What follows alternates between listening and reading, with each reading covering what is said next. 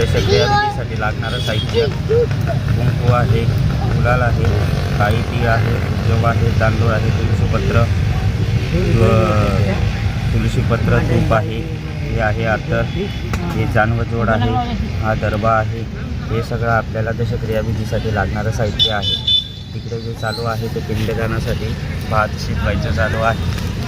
इकडे हातामध्ये जे तयार होत आहे ते गोचर्मासाठी गाईची आणि वासराची पूजा केली जाते. तर त्याच्यासाठी हे गोचर्म तयार होत आहे. यासाठी 5 नैवेद्य दशक्रियेला लागतात.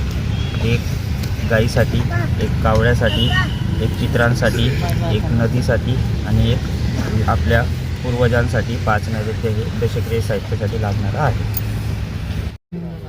जीवात्म पूजन यथारिणे अहम करिष्ये पाणी सोडा. अहम करिष्ये तम दत्तनर्घ्यं महादैवत प्रियतान् नमो नमः.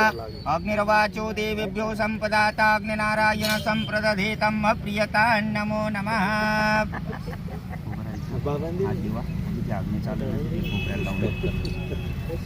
त्याला पाणी फिरवा. नाभ्यासिदंतरिक्षो शिष्णो देवो समवर्तत. 5 वेळेस नमस्कार करा. प्राणाय पानाय व्यानाय उधानाय समानाय ब्रह्मणे नमः. परब्रह्मणे नमो नमः. नैवेद्यं निवेदयामि. चरु नैवेद्यं समर्पयामि. तदनन्तरेणानि पूजयाः स्मदपितामह प्रपितामह प्रप्रपितामह यथाय त्रिदिनाय देवता पिंडदानेन यथाय सांग सपरिवाराय प्रियतान् नमो नमः. त्यांच्यावरती दोघं कर्मणाः यथाय दशग्राथ कर्मा विधान पिंडस्य उपतिष्ठितामः. वशिष्ठ गोत्रोत्पन्नाय अभिमन्नामने शर्मणाः सह परिवारस्य अंतर्गत लोके नाम सुत्तक निवारणार्थ पिंडस्य उपतिष्ठितामः.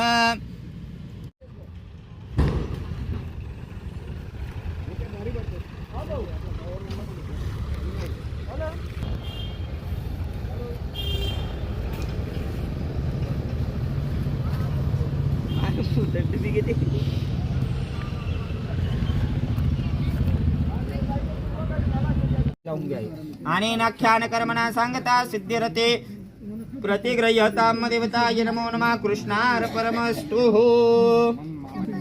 दादा ते दुपट्टा बाजू